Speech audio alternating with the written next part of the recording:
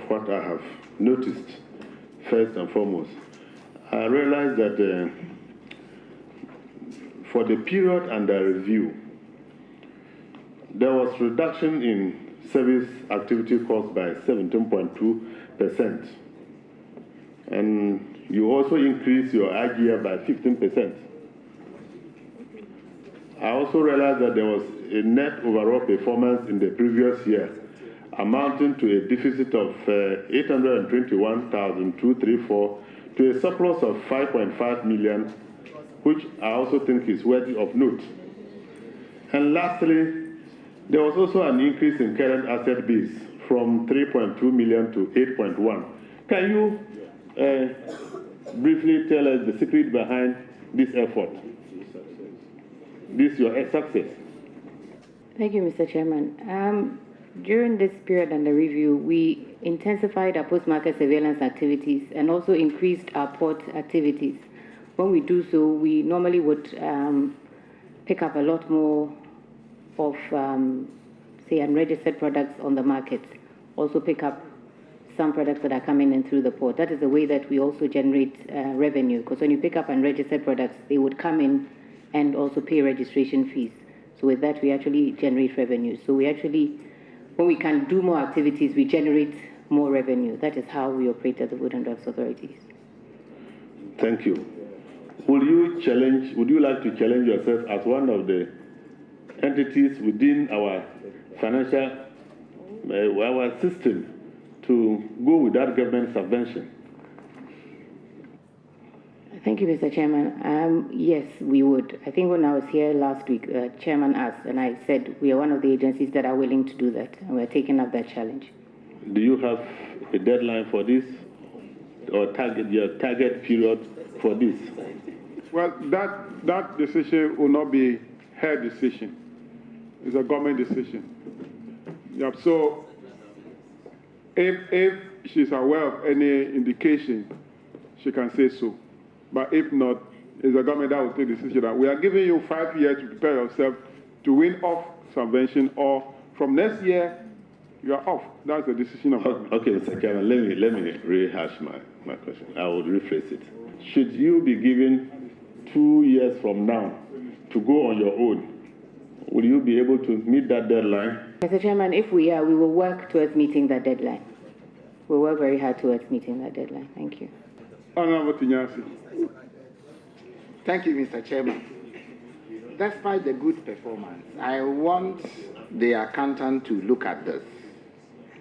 Para 1397, page 331, and I create your indulgence to read, especially that aspect of the bank balance, which is increasing by 135%. And the prudence of financial management wouldn't talk to holding huge bank balances.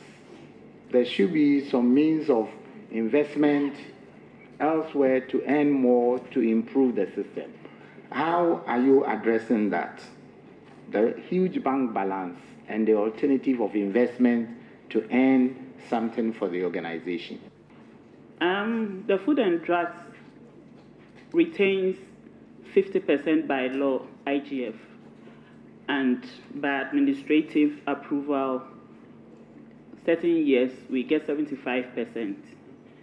So most of the time we have the balances in the accounts, but as the approval comes, we have to remit them to the consolidated fund. We can't do the investment with the funds. Thank you.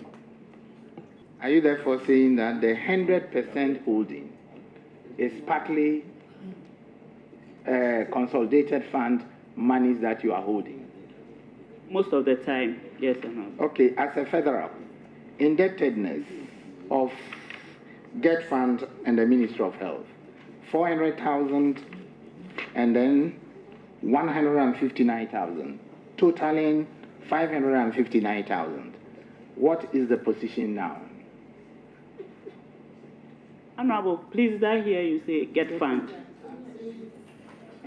You have the last sentence at 331.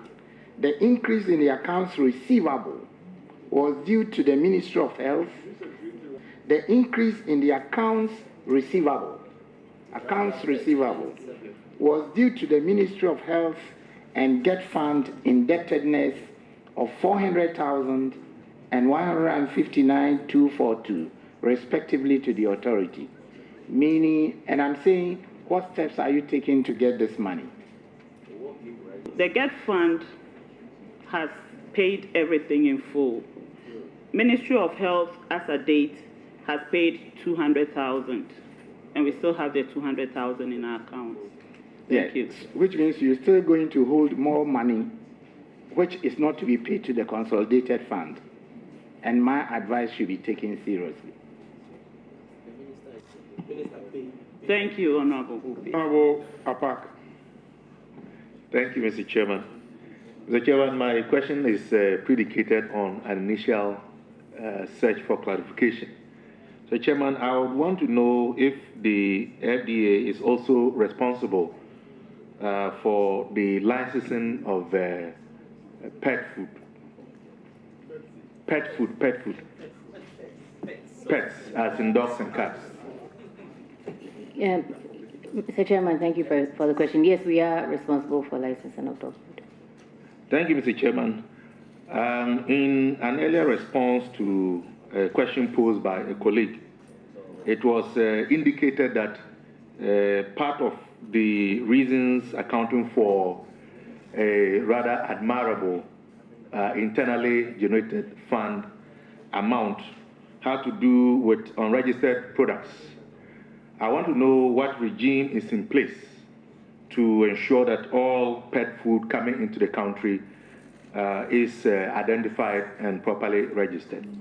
We are working with the Veterinary Services Department, that's the first thing. And then we are also trying to make sure that at the port of entry, if anybody brings any pet food and it is picked up at the port of entry, the person is directed to the head office to register the product.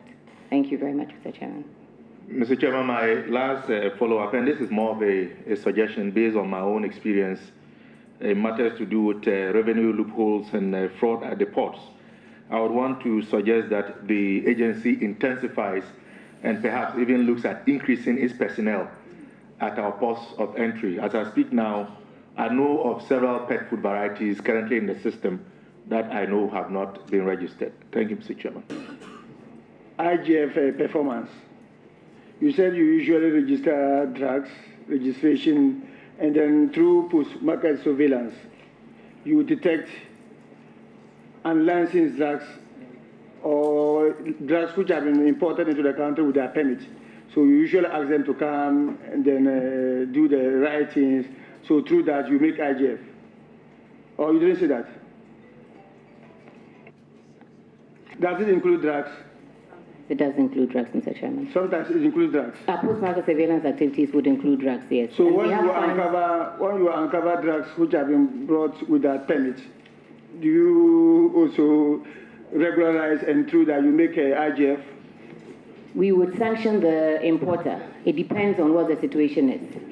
So it depends. If it's a drug that has come in that is under re-registration, then yes, the person would have to do the registration. I explained the last time that we have a registration and a re-registration procedure. So it depends on what the process is. So it depends on the conditions under which the drugs are in the market. If it's re-registration, yes, then we would ask the person to re-register. And we sanction the person and we make IGF. We are allowed to fine, we are allowed to charge administrative charges. So we make IGF of those sort of things. This woman, okay, it's okay.